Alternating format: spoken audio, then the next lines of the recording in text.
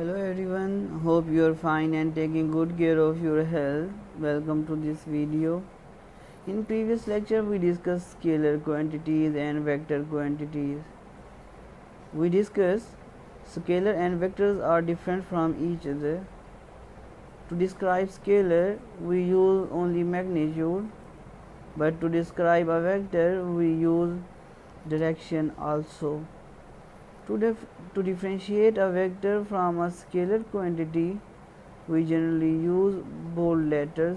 तो जाहिर है जब वेक्टर क्वांटिटी स्केलर क्वांटिटी से डिफरेंट है तो जब हम उसे लिखने का तरीका है वो भी डिफरेंट होगा। तो हम किस तरह से लिखते हैं, एक वेक्टर को स्केलर क्वांटिटी से डिफरेंशिएट करने के लिए हम आम तौर पर बोल्ड लेटर्स इस्तेमाल करते हैं। जैसे ये लेटर्स लिखे हुए हैं ये बोल्ड नहीं हैं, लेकिन जो FAD लिखा हुआ है थोड़ा बोल्ड है, ठीक है। अगर आप बोल्ड लेटर यूज़ नहीं कर रहे तो क्या यूज़ करते हैं, बार और एरो ओवर देयर सिंबल्स। या तो हम एक बार लाइन टाइप किसी भी वर्ड पर डाल दे, बोल्ड नहीं करते उसके ऊपर एक लाइन डाल देते हैं, इस तरह से भी एक वेक्टर को रिप्रेजेंट करते हैं, या एरो डाल देते हैं उस नंबर पर। तो ये डिनोट ये कर रहा है कि F एक वेक्टर है, A एक वेक्टर है। अगर नहीं डालेंगे तो वो एक स्केलर होगा। Graphically, a vector can be represented by a line segment with an arrowhead. Graphically अगर हमने रिप्रेजेंट करना हो, ग्राफ बनाकर वेक्टर को रिप्रेजेंट करना हो तो वो एक लाइन सेगमेंट होती है, साथ क्या होता है, एक एरो का निशान होता है।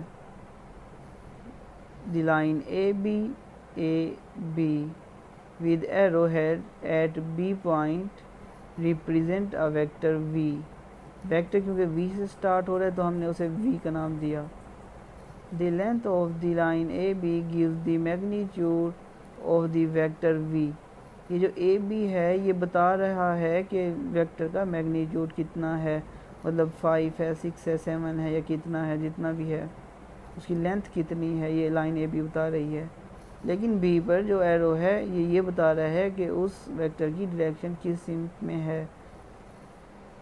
एग्जाम्पल 2.1 जब हम न्यूमेरिकल्स करेंगे तो तभी हम इसको डिस्कस करेंगे। अब हम आते हैं पोजीशन की तरफ।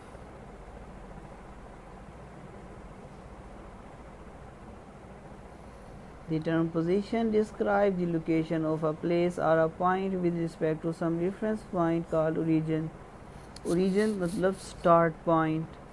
तो पोजीशन क्या होती है, पोजीशन एक ऐसी टर्म है जो किसी भी जगह की या किसी भी पॉइंट की लोकेशन बताती है, एक start point with respect to reference point. Reference मतलब कि हमने स्टार्ट कहाँ से किया, स्टार्ट पॉइंट से। For example you want to describe the position of your school from your home. आप अपने स्कूल की जो पोजीशन है वो अपने घर से बताना चाहते हैं, तो किस तरह से बताएंगे, let the school be represented by S and home by H। The position of your school from your home will be represented by a straight line HS। तो पोजीशन को हम किस तरह से डिस्क्राइब करेंगे, एक लाइन ड्रा कर देंगे हाउस से स्कूल तक, तो मतलब ये हम उसकी पोजीशन क्या कर रहे हैं, ड्रा कर रहे हैं। तो पोजीशन की बेसिकली डिफाइन इम्पोर्टेंट है, यहाँ से लेकर यहाँ तक आप उसकी डिफाइन लिखेंगे। और अगर आपने एग्जाम्पल भी पूछता है तो आप एग्जाम्पल यहाँ से लेकर यहाँ तक, ठीक है, और उसके साथ ये थोड़ा सा ड्रा कर देंगे लाइन। ये आपको नीचे वाले ड्रा करने की लाइन की ज़रूरत नहीं है, एक H लिखेंगे, एक ये ऑरेंज लाइन ड्रा करेंगे और S लिख देंगे। नेक्स्ट टॉपिक है distance and displacement. Length of a path between 2 points is called the distance between those 2 points. एक पॉइंट से लेकर दूसरे पॉइंट तक, ये मैं डॉटी लाइन से आ रहा हूँ, यहाँ पर जा रहा हूँ, यहाँ पर B तक आ रहा हूँ, ये डिस्टेंस कहलाता है।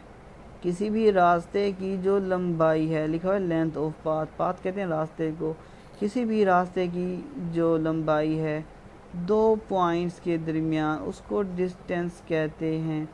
डिस्प्लेसमेंट क्या होता है, displacement is the shortest distance between 2 points which has magnitude and direction. तो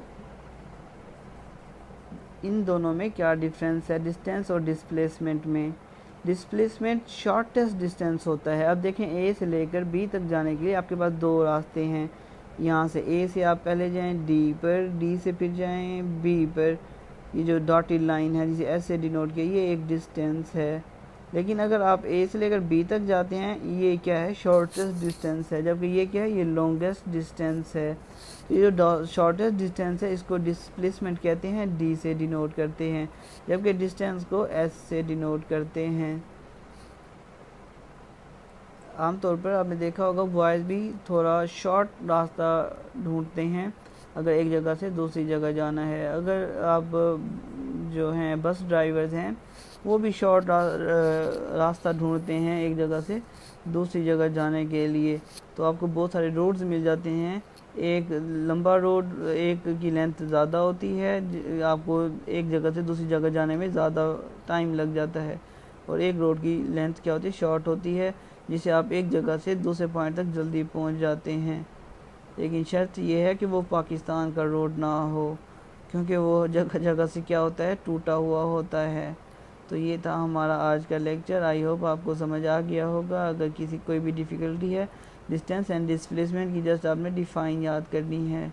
डिस्टेंस को डिस्क्राइब करने के लिए आपको डायरेक्शन की ज़रूरत नहीं होती, इसलिए ये एक स्केलर क्वांटिटी है, जबकि डिस्प्लेसमेंट को डिस्क्राइब करने के लिए आपको डायरेक्शन की ज़रूरत होती है, इसलिए ये एक वेक्टर क्वांटिटी है। अगर आप डायरेक्शन ही नहीं बताएंगे, आपने यहाँ से लेकर इस डायरेक्शन में जाना है, तो एक जो अननोन पर्सन है, पैसेंजर है, उसे क्या पता, क्योंकि दो रास्ते हैं जाने के लिए। अगर वो इस रास्ते पर चल पड़ता है तो वो एक लंबा रूट इख्तियार करेगा, जिसकी वजह से वो डिस्टेंस होगा। लेकिन आपको डायरेक्शन बतानी पड़ेगी। अगर वो यहाँ पर स्टैंड है, यहाँ पर खड़ा हुआ है, तो आपको उसको डायरेक्शन बतानी पड़ेगी। अगर आप इस डायरेक्शन में लेफ़्ट टू राइट जाते हो, then this is a displacement. I hope कि आपको समझ आ गई होगी। अल्लाह हाफिज़।